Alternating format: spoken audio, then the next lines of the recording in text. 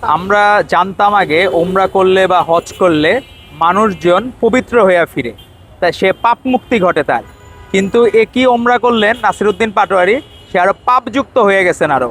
উনি দেখলাম বাচ্চাদেরকেই খেলা ঘুষি মারতে গেছে, ওখানে মির্জা আব্বাস সাহেবের নাম নিয়ে ঘুষি মারতেছে। যে উনি আল্লাহ খোদার নাম না জপে মির্জা আব্বাস সাহেবের নাম জপছেন কিনা।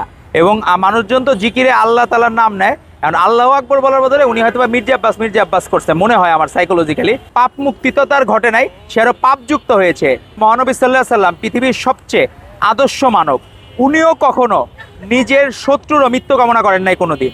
কিন্তু এই জায়গায় দেখলাম আমাদের এই নতুন প্রজন্মের স্বঘোষিত বীর এই ভাইয়েরা, বাকিরা হলো গায়ে মানে না আপনি মোড়ল, তারা এরকম ঢাল নাই তলোয়ার নাই নিধিরাম সর্দার। এই নিধিরাম সর্দার হচ্ছে নাসিরউদ্দিন পাটোয়ারির মতো ব্যক্তিরা।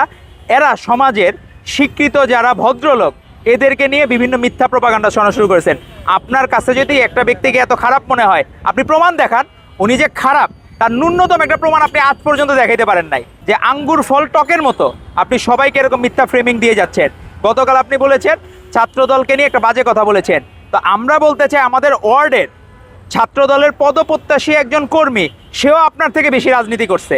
কিন্তু আপনারা যেহেতু ওই সময় টুকটাক ভূমিকা রেখেছিলেন 24-এর গণ অভ্যুত্থানে, এই জন্য আমরা সম্মান করি। কিন্তু সম্মান মানে কিন্তু আমাদের দুর্বলতা না।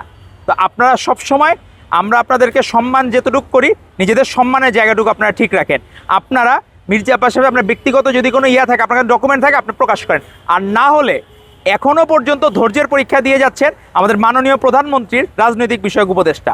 উনি নিজে এখনও পর্যন্ত ধৈর্যের পরীক্ষা দিয়ে যাচ্ছেন।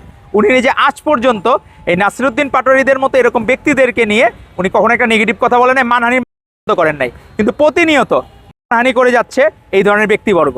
তো আমরা আশা করব তারা নিজেরা ওমরা করে আসছেন, আল্লাহ তালার ঘর তারা তাওয়াফ করে আসছেন, তো তারা ইনশাল্লাহ ভালো কিছু শিক্ষা নিয়ে আসবেন। তারা যদি এখনও এই মির্জা আব্বাস করতে থাকেন, তাহলে মানুষজন সন্দেহ করবে তারা বক ধার্মিকের খাতায় নাম লেখাবে। তারা যে লেবাস টুপি এগুলো সব বক ধার্মিক হয়ে যাবেন তারা, যেরকম বক ধার্মিক ছিলেন শেখ হাসিনা। তাহাজ্জুদের নামাজের কথা বলে গণভবনে পরে মদের বোতল পাওয়া গেছে। তো এখন এই ধরনের বক ধার্মিক যাতে নাসিরউদ্দিন পাটোয়ারিরা না হয়। আপনাদের সকলকে ধন্যবাদ।